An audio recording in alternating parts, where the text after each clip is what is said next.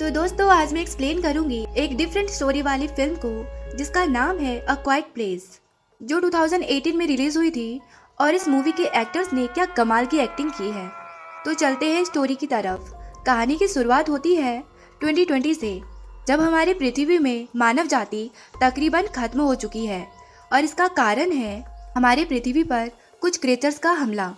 इन creatures के हमले से बस कुछ ही फैमिली बच पाई है। और मूवी का पहला सीन क्रिएचर्स हमले के 89 डेज के बाद से होती है, जहां हमें एक फैमिली दिखाई जाती है जो सुनसान शहर में कुछ खाने की तलाश में घूम रहे होते हैं, जहां ली, एवलिन और इनके 3 बच्चे हैं। जब ये सब एक ब्रिज को क्रॉस कर रहे होते हैं, तभी इस परिवार का सबसे छोटा बेटा एक टॉय प्लेन से खेलने लगता है, जिससे उस खिलौने से एक आवाज निकलती है। जैसे ही वो आवाज आती है, सभी लोग एकदम से चौंक जाते हैं और अपने बेटे को बचाने के लिए ली उसके तरफ दौड़ते हैं। लेकिन इससे पहले कि वो उसे बचाते, एक क्रिएचर बहुत ही तेजी से दौड़ते हुए उस बच्चे को वहीं मार देता है।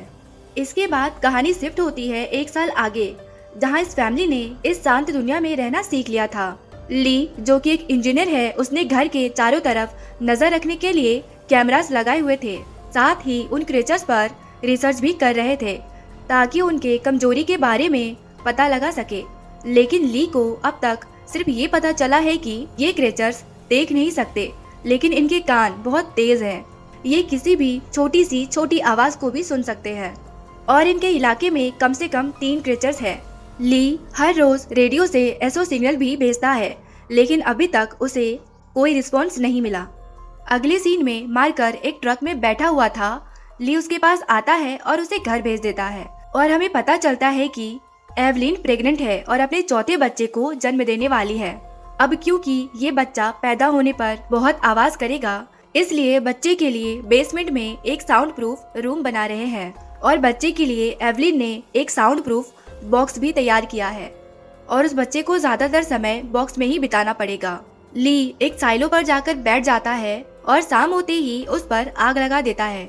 और हमें ये भी पता चलता है कि इस इलाके में काफी दूर कुछ और फैमिलीज भी रहती है, और वो लोग भी ली की तरह हर रोज फायर सिग्नल देकर ये बताते हैं कि वो भी अभी तक जिंदा हैं। अगले सीन में मार्कर और रेगन दोनों गेम खेलने लगते हैं, लेकिन एक्साइटमेंट में आकर मार्कर एक लालटेन को गिरा देता है। ली तुरंत ही इस आग को बुझाता है, लेकिन इस आवाज की वजह से क्रिएचर्स यहाँ पर आ चुके हैं। ली जब विंडो से बाहर देखने जाता है तो उसे पता चलता है कि ये बस कुछ रैकून्स थे और ये सबके सब चैन की सांस लेते हैं। लेकिन वो रैकून्स कुछ दूर जाते ही क्रिएचर्स के हाथों मारे जाते हैं। ली अपना कुछ समय ह्यूमन ईयर पर रिसर्च करने पर भी बिताता है ताकि वो रेगन के लिए ईयर मशीन बना सके। और हमें पता चलता है कि रेगन सुन नहीं सकती। अगले सीन में ली अपने बेटे के साथ नदी के किनारे मछली पकड़ने जाता है, जहाँ वो उससे खुल के बातें कर पाता है, क्योंकि नदी की आवाज से उनकी आवाज दब जा रही थी। वहाँ एक झरने के पास दोनों जोर जोर से चिल्लाते भी हैं, क्योंकि झरने की आवाज इतनी ज्यादा थी कि उनके चिल्लाने की आवाज बाहर नहीं जा सकती थी। वहाँ से लौटते वक्त वो एक बूढ़े आदमी से मिलते हैं जिसकी बीवी वहाँ मरी पड़ी थी। तभी वो बूढ़ा आदमी अपनी बीवी के मरने पर बहुत डिप्रेस हो गया था, इसलिए वो जोर से चिल्लाता है। और तभी एक क्रिएचर दौड़ता हुआ उसके पास आता है और उसे जान से मार देता है। ली अपने बेटे के साथ किसी तरह वहाँ से बच निकलता है, लेकिन दूसरी तरफ एवलिन की डिलीवरी का टाइम आ गया होता है और उसे पेन होना शुरू हो गया होता है। वो भागकर बेसमेंट में जाने की कोशिश करती है, लेकिन सीढ़ी पे निकला एक कील उसके पैर में चुभ जाता है, जिससे वो सीढ़ी से फिसलकर नीचे गिर जाती है। उसके गिरने से बहुत जोर आवाज होती है, जिससे क्रिएचर्स आवाज की तरफ खींचे चले आते हैं। वो समझ आती है कि अब क्रिएचर्स यहाँ पहुँच ही जाएंगे, इसलिए वो सारे रेड लाइट्स ऑन कर देती है, जो कि डेंजर का सिंबल था। दूर से ली इस रेड लाइट्स को देख लेता है और वो अपने बेटे को फार्म में लगे फायर क्रैकर चलाने को बोलता है, जिसके आवाज से क्रिएचर्स डिस्ट्रैक्ट हो जाए। तब तक वो भागकर घर में जाता है, जहाँ एवलिन अपने बच्चे की डिलीवरी खुद से करती है। क्रिएचर उसके काफी पास आता है, लेकिन पटाखों की आवाज से वो डिस्ट्रैक्ट होकर बाहर चले जाता है। ली एवलिन को साउंड प्रूफ रूम में ले जाता है और अपने बच्चे को ऑक्सीजन लगाकर साउंड प्रूफ बॉक्स में बंद कर देता है ताकि उसके रोने की आवाज बाहर ना आ पाए। वहीं दूसरी तरफ मार्कर और रेगन फार्म में होते हैं जहां उनपे क्रेचर्स हमला करते हैं। क्रेचर्स के करीब आते ही रेगन के ईयर मशीन से एक हाई फ्रिक्वेंसी आवाज निकलती है और हम सब देख पाते हैं कि क्रेचर्स को इस आवाज से तकलीफ होती है, जिससे वो वहां से भाग जाते हैं। लेकिन इस आवाज से रेगन को भी तकलीफ हो रही थी, इसलिए वो उस मशीन को बंद कर देती है। वहीं ली अपने दोनों बच्चों को ढूंढने बाहर निकलते हैं। जब रेगन और मार्कर घर के तरफ आ रहे होते हैं तो उनके पीछे क्रेचर्स पड़ जाते हैं। तभी वहां ली पहुंच जाते हैं। वो अपने बच्चों की तरफ देखते हैं और हम उनकी आंखों में अपने बच्चों के लिए प्यार देख पाते हैं।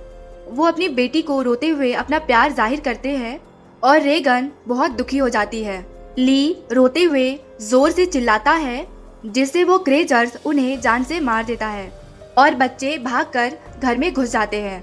रेगन अपने पिता के बोर्ड पर देखती है जहां उसके पिता इस रिसर्च में थे कि आखिर उन क्रेचर्स की वीकनेस क्या हो सकती है। तभी रेगन को याद आता है कि ईयर मशीन के हाई फ्रीक्वेंसी आवाज को क्रेचर्स बर्दाश्त नहीं कर पा रहे थे और जैसे ही क्रेचर्स घर के अंदर आते हैं वो उस मशीन को ऑन करके माइक पर चलाती है, जिससे बहुत तेज आवाज आती है। वो क्रेचर इस आवाज से बेहोश हो जाता है और एवलिन एक शॉट गन से उसे मार गिराती है। बाहर लगे कैमरे से हम देख पाते हैं कि और क्रेचर्स उस शॉटगन की आवाज से उनके तरफ खींचे चले आते हैं। लेकिन अब इनको क्रेचर्स की कमजोरी का पता चल चुका था, इसलिए एवलिन और रेगन उनसे लड़ने के लिए तैयार थे। और इसी के साथ ये मूवी यहीं खत्म होती है।